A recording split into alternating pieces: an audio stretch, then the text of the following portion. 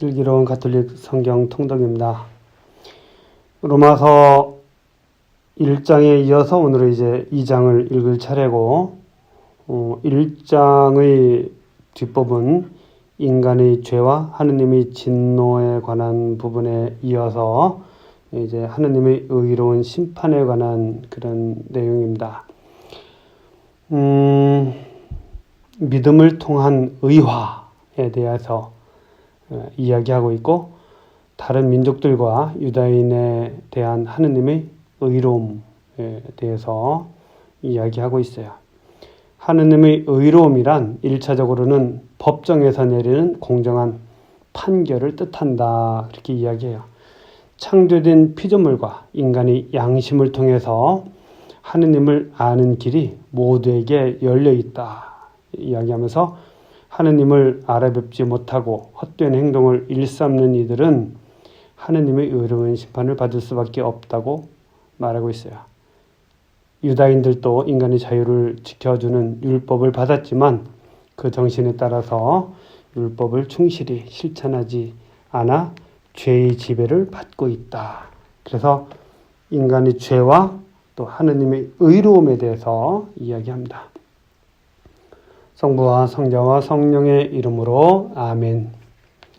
말씀은 바로 내 곁에 있고 내 입에 있고 내 마음에 있다. 주님 성령의 빛으로 저희 눈을 여시어 주님이 길을 보게 하시고 저희 귀를 여시어 생명의 말씀을 듣게 하소서. 아멘. 성부와 성자와 성령의 이름으로 아멘. 로마서 2장의 말씀입니다. 하느님의 의로운 심판.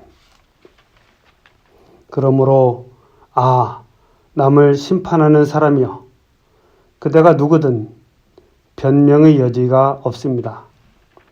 남을 심판하면서 똑같은 짓을 저지르고 있으니 남을 심판하는 바로 그것으로 자신을 단죄하고 있기 때문입니다. 우리는 그러한 짓을 저지르는 자들에게 내리는 하느님의 심판이 진리에 따른 것임을 알고 있습니다. 그러한 짓을 저지르는 자들을 심판하면서도 스스로 같은 짓을 하는 사람이여, 그대는 하느님의 심판을 모면할 수 있으리라고 생각합니까? 아니면 하느님의 그 큰 호의와 관용과 인내를 업신여기는 것입니까? 그분의 호의가 그대를 회개로 이끌려 한다는 것을 모릅니까? 그대는 회개할 줄 모르는 완고한 마음으로 하느님의 의로운 재판이 이루어지는 진노와 계시의 날에 그대에게 쏟아질 진노를 쌓고 있습니다. 하느님께서는 각자에게 그 행실대로 갚으실 것입니다. 꾸준히 선행을 하면서 영광과 명예와 불멸을 추구하는 이들에게는 영원한 생명을 주십니다. 그러나 이기심에 사로잡혀 진리를 거스르고 불의를 따르는 자들에게는 진노와 격분이 쏟아집니다. 먼저 유다인이 그리고 그리스인까지 악을 저지르는 자는 누구나 환난과 고통을 겪을 것입니다. 먼저 유다인에게 그리고 그리스인에게까지 선을 행하는 모든 이에게는 영광과 명예와 평화가 내릴 것입니다. 하느님께서는 사람을 차별하지 않으시기 때문입니다. 그래요. 유다인과 그리스인들을 차별하지 않는다고 바울 사도는 이야기하죠. 이제는 우리까지 여기에 포함이 된다고 볼 수 있습니다. 다른 민족들과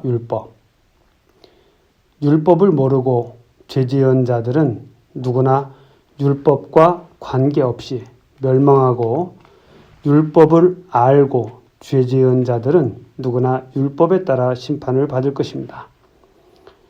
율법을 듣는 이가 하느님 앞에서 의로운 이가 아니라 율법을 실천하는 이라야 의롭게 될 것이기 때문입니다.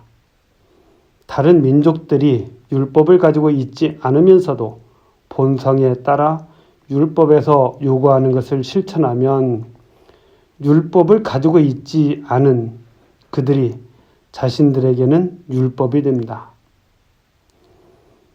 그들의 양심이 증언하고 그들이 엇갈리는 생각들이 서로 고발하기도 하고 변호하기도 하면서 그들은 율법에서 요구하는 행위가 자기들의 마음에 쓰여 있음을 보여줍니다. 이러한 사실은 내가 전하는 복음이 가르치는 대로 하느님께서 그리스도 예수님을 통하여 사람들의 숨은 행실들을 심판하시는 그날에 드러날 것입니다. 유다인과 율법. 그런데 그대는 자신을 유다인이라고 부르면서 율법에 의지하고 하느님을 자랑하며 율법을 배워 하느님의 뜻을 알고 무엇이 중요한지 판단할 줄 안다고 합니다.